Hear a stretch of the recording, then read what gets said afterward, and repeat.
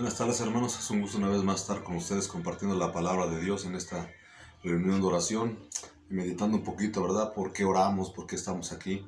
La oración para el cristiano es un arma muy poderosa en la que cuando tiene la necesidad, cuando tiene algún problema, alguna dificultad, normalmente acude, ¿verdad? Pero no solamente en esas circunstancias, sino cuando tiene felicidad, cuando tiene alegría, cuando tiene en todas las circunstancias de la vida, el cristiano es invitado a venir delante de su Dios y poner sus necesidades delante de Él, tanto necesidades como alegrías, preocupaciones, sueños. La Biblia nos dice que como cristianos siempre debemos de venir a Dios en todo el tiempo. De hecho, uno de los salmos, uno de los versículos más famosos dice que debemos orar todos los tiempos y por todas las circunstancias. Desafortunadamente muchas veces esto no es una realidad en la vida del cristiano. Muchas veces la oración la agarramos como último recurso o la agarramos simplemente como algo cotidiano o monótono en lo que no refleja un estilo de vida de oración, sino más bien como un acto a veces religioso de querer cumplir con algún aspecto que nos mandan y ya. Pero la Biblia va mucho más allá. La Biblia es algo que debemos tener constante, es algo que debemos tener todos los días en nuestra vida y en cada momento, ¿verdad? Y no dejarlo hasta lo último. Esto es un hecho que no solamente se repite en nuestros días, sino esto es algo que ha pasado de generación en generación. Incluso cuando Jesús mismo estuvo aquí, ha habido de ese tipo de gente, ¿verdad? Desde los que lo buscan, los que lo esperan como último recurso y de los que lo ven como un salvavidas. Ha habido de todo. Hoy, en estos días estudiando un pasaje de la Biblia, me sobresalió este tema, que me gustaría que me acompañaras a leerlo. Se encuentra en el Evangelio de San Lucas, capítulo 8, versículo 40 en adelante, pasaje muy común, un pasaje que se podría predicar mucho, ¿verdad? Pero en esta noche simplemente vamos a ver dos aspectos de los personajes que intervienen, para que nosotros nos motivemos a seguir orando y buscando a Dios. Vamos a darle lectura a este pasaje y después comentamos un poco sobre este tema. Dice la palabra de Dios en Lucas 8, versículo 40 en adelante.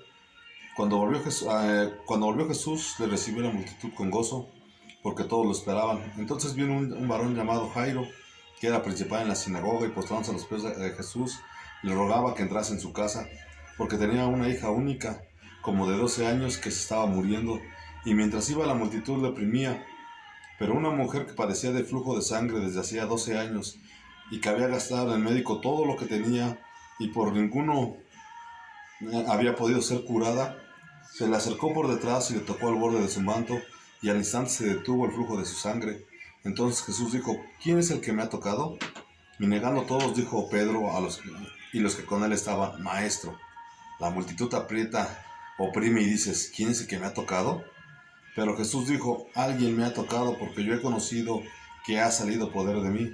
Entonces cuando la mujer vio que no había quedado oculta, sino que temblando y postrándose a sus pies, le declaró delante de todo el pueblo por qué causa le había tocado y cómo al instante había sido sanada. Él le dijo: Hija, tu fe te ha salvado, ve en paz. Y estaba hablando aún cuando vino uno de la casa del principal de la sinagoga a decirle: Tu hija ha muerto, no molestes más al maestro. Oyendo Jesús le respondió: No temas, cree solamente y serás salva. Entrando en la casa no dejó entrar a ninguno, sino al padre, a Jacobo, a Juan, y al padre y a la madre de la niña. Y lloraban todos y hacían lamentos por ella. Pero él dijo: No lloréis, no está muerta, sino que duerme. Y se burlaban de él, sabiendo que estaba muerta. Mas él, tomándola de la mano, clamó diciendo: Muchacha, levántate. Entonces su espíritu volvió e inmediatamente se levantó. Y él mandó que le diesen de comer, y sus padres estaban atónitos, pero Jesús les mandó que nadie dijese lo que había sucedido. Es una historia muy conocida, ¿verdad? De Jairo y la mujer que tocó el manto de Jesús. Aquí en el versículo 43 nos habla de este personaje de la mujer. Dice: pero una mujer que padecía de flujo de sangre desde hacía 12 años y que había gastado en médicos todo cuanto tenía y por ninguno había podido ser curada. Aquí, hermanos, desgraciadamente nos muestra muchas veces la condición del ser humano y desgraciadamente también muchas veces la condición del que se dice ser cristiano. Muchas veces cuando nos enfrentamos con algún problema, nos enfrentamos con alguna necesidad, tenemos una situación que debemos de resolver. Primero buscar ayuda en muchos lados. Primeramente lo intentamos resolver por nuestras propias fuerzas.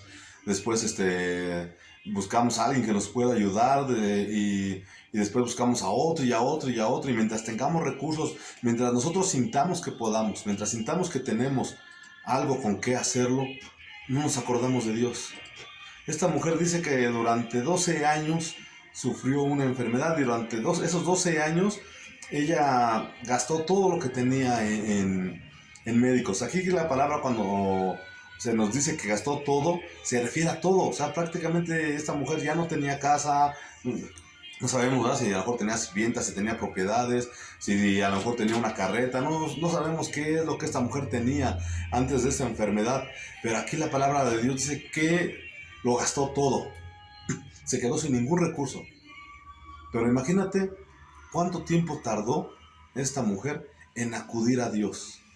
¿Cuánto tiempo tardó en esa mujer en reconocer que ella no tenía los recursos, que ella no tenía las habilidades, que ella no tenía forma alguna de curarse, sino solamente a través de Dios? 12 largos años esta mujer dijo, yo tengo dinero, y a lo mejor empezó primero con lo que tenía y después dijo, no importa si tengo que vender mi casa, mi carro, si tengo que vender mi terreno, si tengo que ir vendiendo mis cosas poco a poco, pero ella sentía que tenía en su casa o que tenía en su propiedad lo suficiente para poder sanar esa enfermedad, que ella sentía que tenía el suficiente recurso para no necesitar de la ayuda de Dios, para no necesitar la ayuda de nadie más que de los doctores que su propio dinero pagaba. Y desgraciadamente hoy en día muchos cristianos estamos así, sentimos que tenemos la habilidad, que tenemos el conocimiento, que somos tan inteligentes o que tenemos tantos recursos o que confiamos tanto a veces en nuestra capacidad que no nos acercamos a Dios.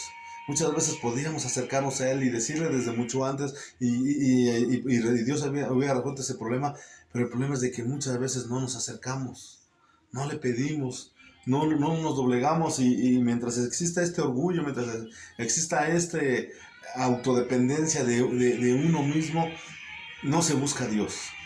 Y hoy el mundo está atestado de este tipo de gente que se siente autosuficiente, que se siente inteligente, que se siente poderoso, que se siente tan sabio y confía tanto en la medicina que piensa que puede hacer todo. Mas, sin embargo, esta pandemia nos ha hecho ver que no es así, que nuestros conocimientos no son tantos, que nuestra medicina no está tan avanzada, que nuestros recursos no son tan vastos. Nos ha hecho ver claramente que dependemos todavía de Dios. Y sigue diciendo aquí la historia, ¿verdad? En el 44, y se le acercó por detrás y tocó el borde de su manto, y al instante se detuvo el flujo de sangre. O sea, mire, esta mujer al principio no se le presentó a Jesús, no le rogó, no le pidió, simplemente se le acercó y lo tocó, fue y tuvo esa iniciativa, ¿verdad? De ir, pero tal vez en su mente era, lo toco, me sano y me voy.